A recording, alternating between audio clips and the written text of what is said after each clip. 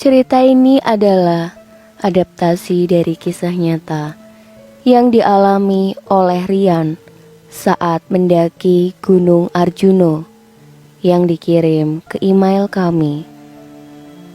Berbagai hal mistis yang terkandung dalam cerita ini adalah nyata. Namun, nama-nama yang terdapat dalam cerita sengaja disamarkan untuk melindungi privasi dari tokoh sebenarnya. Sebut saja nama saya Rian. Sekitar 5 tahun yang lalu, saya dan Bayu mendaki Gunung Arjuno lewat jalur Purwosari. Kami memulai pendakian dari base camp pukul 8 pagi. Setelah melakukan perjalanan kurang lebih 1 jam, kami sampai di pos 1, yaitu pos Goa Oentobogo. Di sana kami bertemu dengan para besiara yang pada saat itu baru saja selesai melaksanakan kegiatan. Kami pun langsung bertegur sapa. Setelah itu, kami melanjutkan perjalanan ke pos 2. Di tengah perjalanan, kami bertemu dengan warga lokal yang sedang mencari kayu bakar.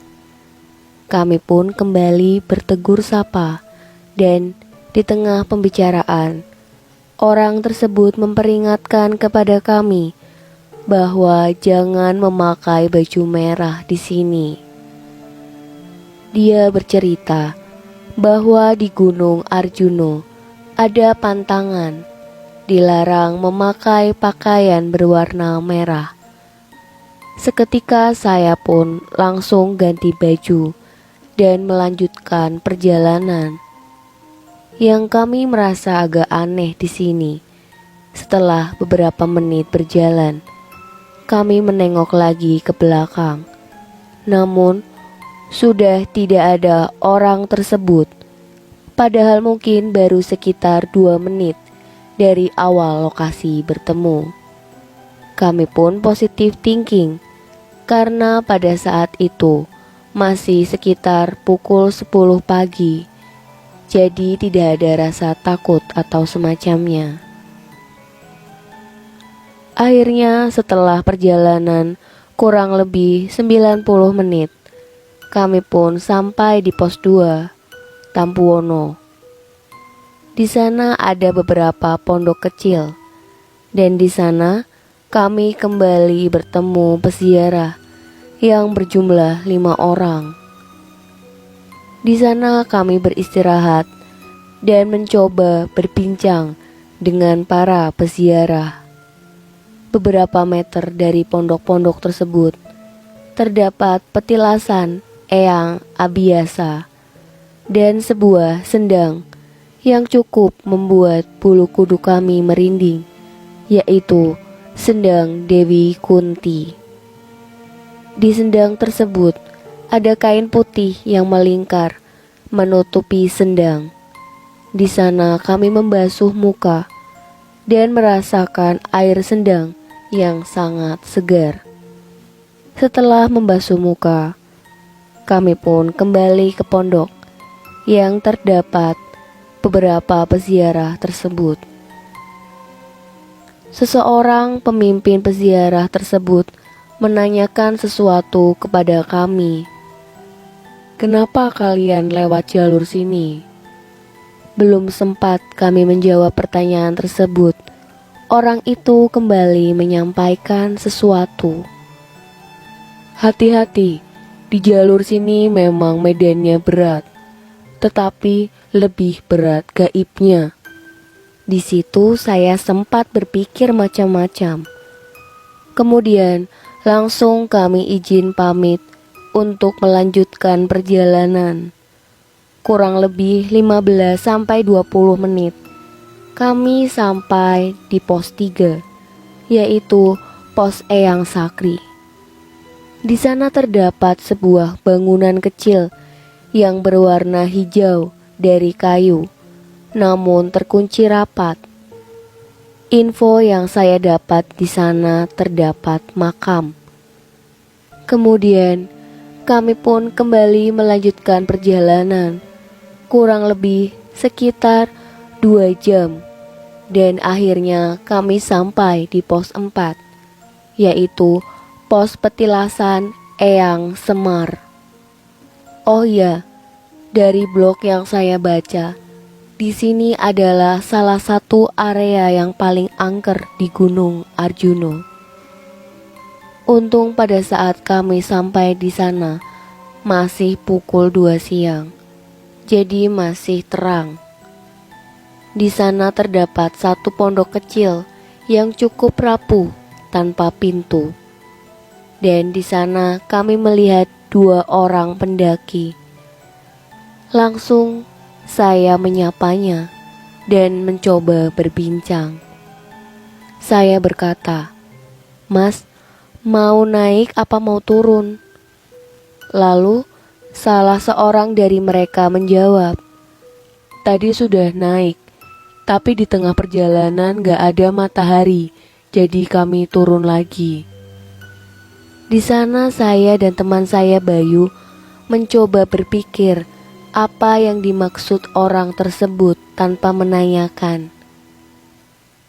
Kemudian setelah putus pembicaraan tersebut, kami langsung izin untuk melanjutkan perjalanan ke pos 5, yaitu pos Makutromo.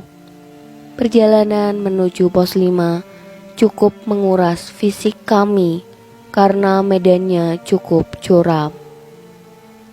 Sejam kemudian, akhirnya kami sampai di pos 5. Di akhir anak tangga, kami pun melihat beberapa tumpukan batu yang disusun rapi dan terdapat kain dengan ciri khas warna putih dan hitam.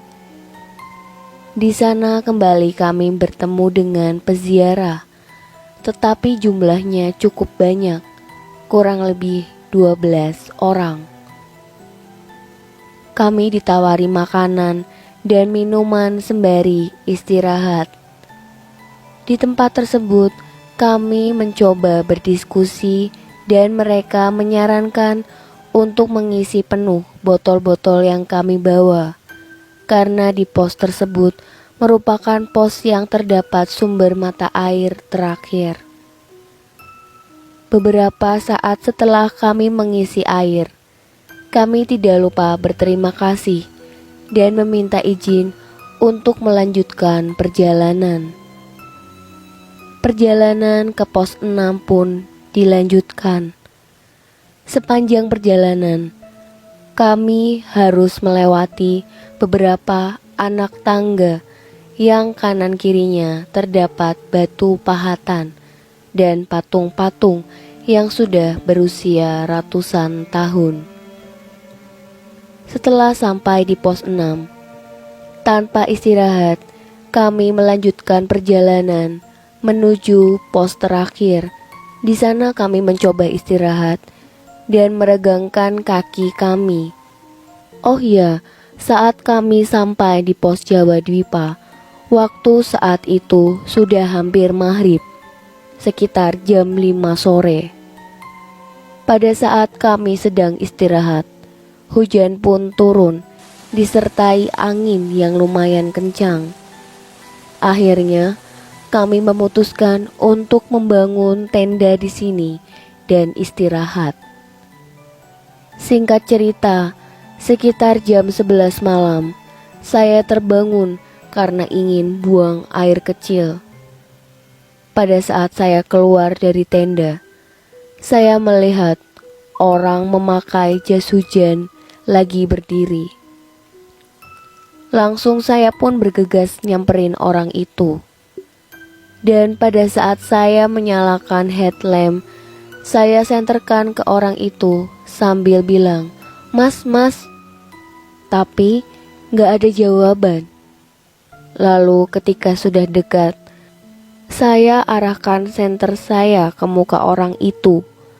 Ternyata muka orang itu hitam gosong dan hancur kayak orang kena luka bakar. Di situ saya langsung lari menuju tenda. Pada saat saya berlari, terdengar suara orang berteriak dengan suara yang sangat mengerikan. Di tengah ketakutan, saya pun tidak bisa melanjutkan tidur. Singkat cerita, waktu menunjukkan pukul 1 malam. Saya membangunkan Bayu untuk segera bergegas melanjutkan perjalanan dengan alasan kejar sunrise. Setelah berkemas, kami melanjutkan perjalanan menuju puncak. Sekitar pukul 2 malam, kami melewati pohon-pohon pinus yang sangat banyak. Di tengah obrolan, saya mendengar suara lirih dari atas pohon pinus tersebut. Ketika itu, saya pun langsung mengarahkan senter saya tepat di mana suara tersebut berada. Dan ternyata di atas pohon tersebut ada kuntilanak yang sedang mengayunkan kakinya dengan baju putih yang panjangnya melebihi kakinya. Di sana saya pun panik dan bergegas dengan langkah yang cepat. Saya rasa sepertinya Bayu juga lihat apa yang barusan saya lihat. Setelah lumayan jauh meninggalkan lokasi tersebut, kami pun melihat satu orang pendaki sedang berdiri di pinggir jalur pendakian. Saya berkata kepada Bayu, "Bay, ada orang tuh." Bayu menjawab, "Ngapain ya dia sendiri di pinggir jalur jam segini? Lagi kencing mungkin." Ketika kami berpapasan dengan pendaki tersebut, kami berhenti. Lalu Bayu menyapa, "Mas, sendirian aja? Mau muncak atau mau turun?" Pendaki itu hanya diam saja membelakangi kami. Saya langsung mencolek Bayu, memberi isyarat untuk segera melanjutkan perjalanan, karena kayaknya dia bukan manusia. Benar-benar aneh pendaki itu, cuma diam membelakangi kami.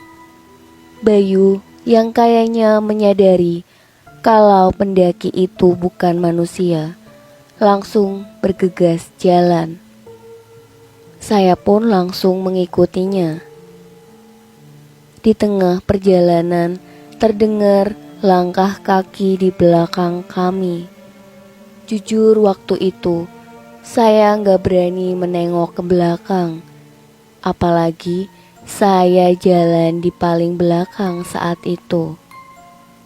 Mungkin karena Bayu penasaran, dia nengok ke belakang dan dia berkata, "Astagfirullah, ayo lari cepetan." Saya langsung mengikuti Bayu berlari tanpa berani menengok ke belakang. Cukup lama kami berlari. Akhirnya kami sampai di Pelawangan sekitar jam 4 pagi. Tanpa istirahat dan tanpa berani menengok ke belakang, kami langsung bergegas melanjutkan perjalanan ke puncak. Singkat cerita, akhirnya kami sampai di puncak Gunung Arjuno. Kami merasa sedikit lega. Di puncak, saya berkata ke Bayu, "Bay, lo tadi lari emangnya lihat apaan?" Bayu menjawab, "Entar aja gue ceritain di base camp." Setelah beberapa saat mengabadikan momen di puncak Arjuno, kami pun bersiap untuk turun. Waktu itu kira-kira jam 9 pagi. Saat perjalanan menuju pos Jawa Dwipa, di tengah jalan kami menemukan 2 ekor burung jalak hitam. dan kami hanya melewatinya saja. Karena konon kalau di gunung bertemu dengan anak ayam atau burung jalak, jangan didekati. Takutnya makhluk itu adalah jelmaan dari penunggu di situ. Singkat cerita, sesampainya di pos 2, keadaan sudah mulai malam, sekitar jam 7 malam waktu itu. Di sana saya mendengar seperti suara orang berteriak minta tolong. Suara itu terdengar dari arah belakang kami. Sontak, saya dan Bayu langsung menengok ke belakang. Tapi tidak ada siapapun. Tapi saya melihat gerak-gerik Bayu aneh. Setelah dia nengok ke belakang, dia langsung lari kecil. Saya langsung ikut berlari mengikuti langkah kaki Bayu. Saya berkata, "Ada apa sih, Bay?" Perjalanan menuju pos 1, banyak suara-suara teriakan. Kami terus berlari kecil, tanpa istirahat.